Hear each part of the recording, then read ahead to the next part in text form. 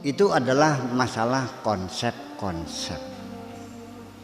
Pertengkaran awal yang menyebabkan korban berguguran di kedua belah pihak Mu'tazilah itu konon sampai 10.000 orang Mu'tazilah yang dibunuh karena gara-gara mempersoalkan kalamullah ini.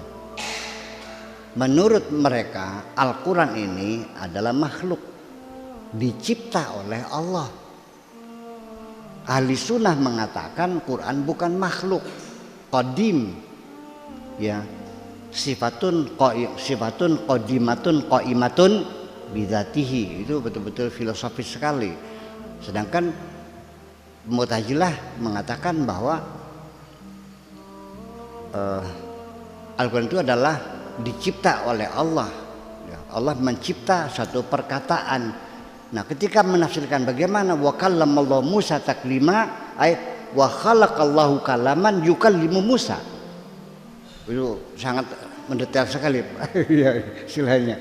Ini sampai Imam Al-Ghazali juga sampai ikut juga masuk dalam konflik juga antara Mu'tazilah dan Ahlussunnah wal Jamaah, sampai akhirnya filsafat diharamkan itu semuanya.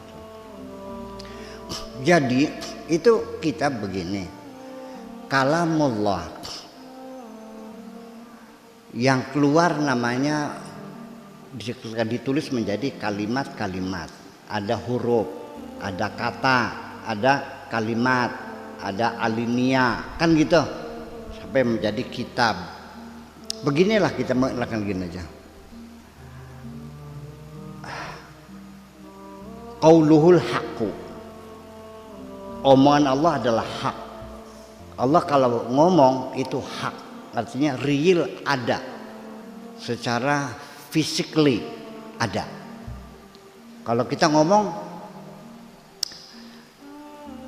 sekarang Allah berkata, dan perkataannya itu namanya kalimatullah, betul nggak? Andaikan lautan itu dijadikan tinta, lau annal bahra midadan li kalimati rabbi la nafadal bahru qabla an tanfada kalimatu rabbi wajina bimislihi dan sebagainya. 7 lautan jadi tinta semua, ditulis kalimatullah sampai kering, kalimatullah tidak akan habis. Nah, lalu seperti apa kalimatullah? Ya, kita ini, Kang Arif ini adalah kalimatullah. Kacamata ini kalimatullah. Kopi ini kalimatullah. Semua yang ada di alam semesta adalah min kalimatihi. Nabi Isa kalimatullah. Betul enggak? Betul enggak? Nabi Isa itu kalimatullah. Lalu maksudnya apa? Jadi kalimatullah itu adalah makhluknya Allah ini semuanya. Dan Allah ketika mencipta itu bukan mencari adonan. Kalau kita mencipta itu dari ada menjadi ada, hanya merubah bentuk. Beras digiling, ya kan gitu, dijadikan tepung, dikasih gula, dikasih kelapa, diadon-adon, dibikin namanya koci. Jadi koci itu bahannya. Allah ketika mencipta tidak perlu bahan, karena Allah mencipta dari tidak ada menjadi ada. Innama amruhu idza arada syai'an an yaqula lahu kun fayakun. Oke. Sekarang yuk kita praktekkan dalam diri kita sendiri. Bagaimana proses mencipta dari kata kun.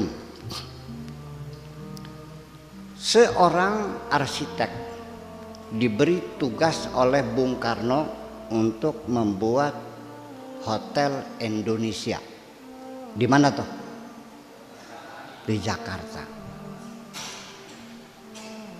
Sebelum hotel itu terbentuk, sudah terbentuk dalam alam imajinasi seorang arsitek. Betul nggak? Dari mana idenya? Dari pikirannya Bung Karno. Lalu diperintahkan arsitek bangun hotel Indonesia yang paling megah pada zamannya, kan gitu. Jangan dikira bahwa hotel itu ujug-ujug ada proses dulu.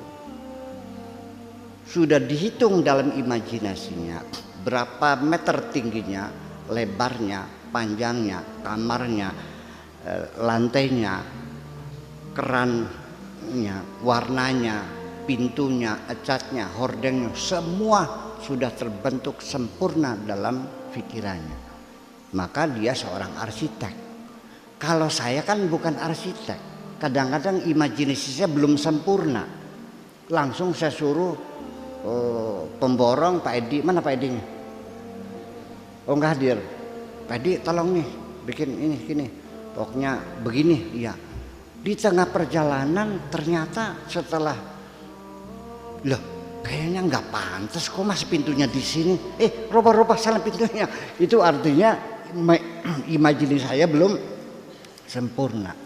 Jadi dalam pikiran lalu dikatakan, dibuktikan dengan gambar, lalu dibelanjakan bahan-bahannya. Awalnya dari pikiran, lalu dikatakan, lalu dilakukan. Setelah dilakukan menjadi makhluk, menjadi materi. Jadi yang Anda tanyakan kalam Allah seperti apa, jangan dengan imajinasi ilmu kalam semacam itu. Kita masih mending kita mengkaji daripada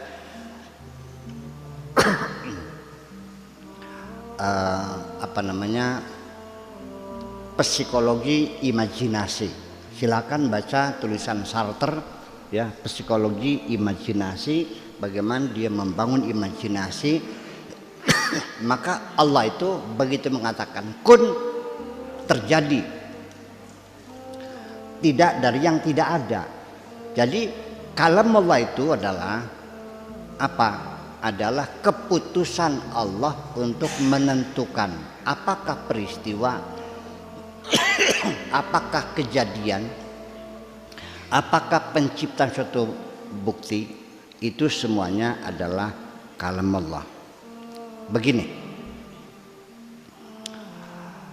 saya jujur saja sampai hari ini saya tidak pernah melihat sholat bentuknya seperti apa, warnanya seperti apa.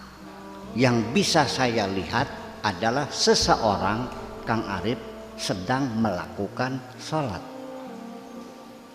Konsep-konsep ini baru menjadi realita di lapangan setelah dilakukan. Betul nggak? Dengan apa? Dengan ucapan.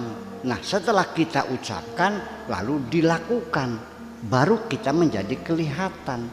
Jadi kalam Allah itu jangan diartikan berbisik-bisik di telinga kita, saudara Arif, aku ini adalah Tuhanmu. Bukan begitu dong. Ini kita sendiri memahaminya sebagai konsep.